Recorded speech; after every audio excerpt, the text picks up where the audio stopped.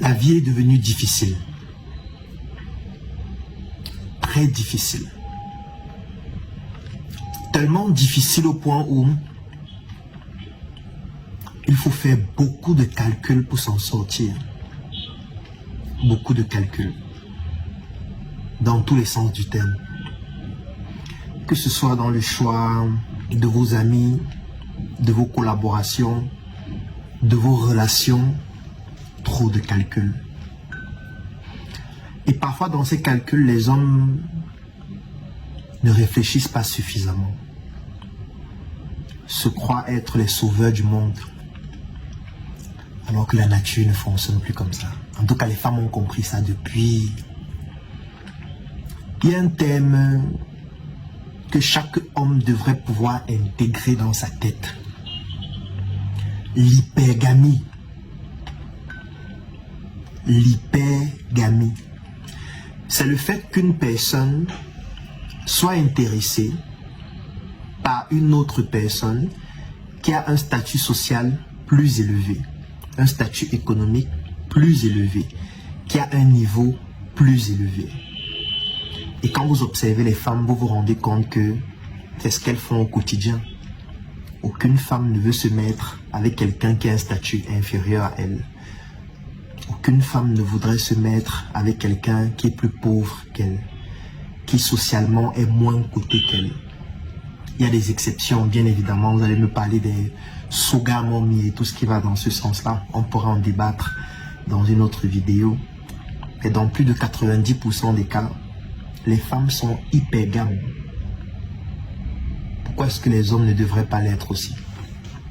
Pourquoi est-ce qu'un homme qui est chaud, qui mange du njoka, luxueux, qui s'habille en SM,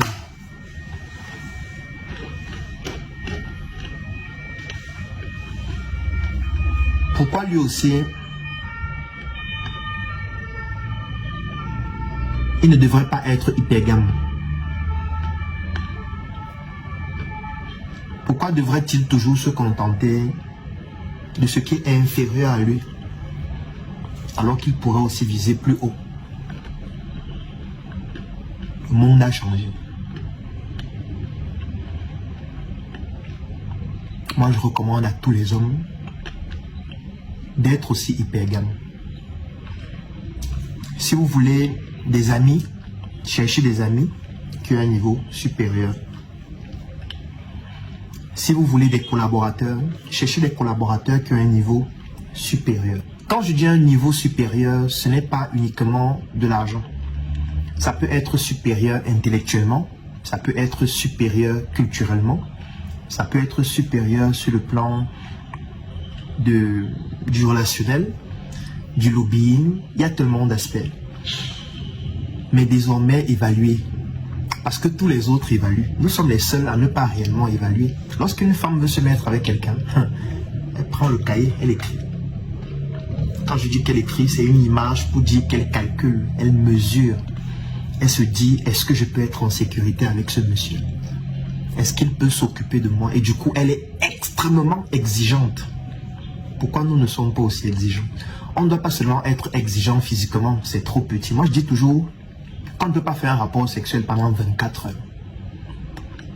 J'ai essayé de regarder dans les statistiques des meilleurs, dans les films pornographiques. Je n'ai vu personne qui tous les jours fait des rapports sexuels pendant 24 heures avec une femme. Ça veut dire que même si elle est parfaite physiquement, vous n'allez pas faire un rapport sexuel pendant 24 heures. Vous allez le faire peut-être pendant 1 heure, 2 heures. Peut-être vous êtes trop fort, 5 heures, 6 heures, 8 coups, comme vous voulez. Mais après ça, il faut bien causer. Il faut bien mener des projets ensemble. Il faut bien que vous puissiez bâtir quelque chose. Et si ce n'est que son corps qu'elle a, ce n'est pas un investissement intéressant. Surtout que son corps, c'est un passif. Avec le temps, il va se déprécier. Avec le temps, sa qualité va baisser. Non, il faut investir dans un actif chez une femme. Ça veut dire son cerveau, ses connaissances, son relationnel, sa famille, ses antécédents. Moi, quand j'étais en fac de médecine, il y a une partie importante de l'observation médicale qui s'appelle les antécédents. Et dans les antécédents, on évalue les antécédents personnels, Dans les antécédents personnels, vous avez les antécédents médicaux, chirurgicaux, hématologiques et tout ce que vous voulez. Ensuite, les antécédents ascendants, les parents, les grands-parents. Les antécédents descendants, les enfants, les petits-enfants. Les antécédents collatéraux, les oncles, les frères, les sœurs, ainsi de suite. Et en médecine, cette partie d'antécédents est très importante pour poser le diagnostic et mettre en place une prise en charge. Sauf que dans la société, on fait comme si les antécédents ne sont pas importants. Non, les antécédents d'une femme, c'est important. Savoir ce qu'elle a fait avant sur le plan personnel, c'est important.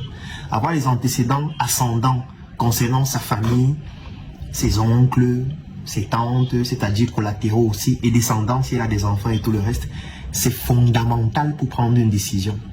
Ne vous dites pas qu'elle est juste ce qu'elle est actuellement. Non, elle est le fruit de ce qu'elle était depuis qu'elle est née, en commençant même avant qu'elle ne naisse, notamment son patrimoine génétique qui représente 50%, dont ses parents, c'est-à-dire les antécédents ascendants, surtout ses connaissances, 25%, et l'environnement dans lequel elle a grandi, 25%. Il faut évaluer tout ça.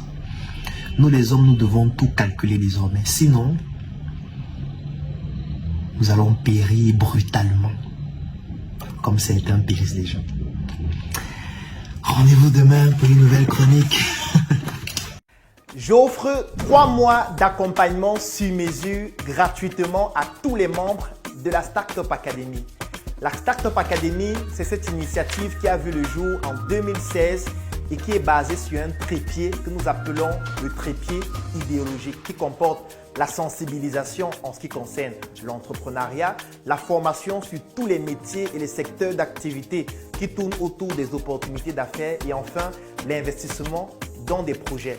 Que vous soyez un débutant, un étudiant, un entrepreneur ou alors toute personne qui est intéressée par les affaires, durant cet accompagnement qui va durer 3 mois et qui est entièrement gratuit, vous allez bénéficier de notre retour d'expérience, de notre visibilité et surtout de nos stratégies qui vont permettre à votre projet de pouvoir décoller.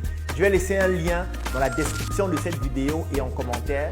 Vous cliquez dessus, vous remplissez le formulaire pour pouvoir bénéficier en exclusivité de cet accompagnement gratuit sur mesure par rapport à votre activité qui va durer 3 mois. Rendez-vous à la Startup Academy.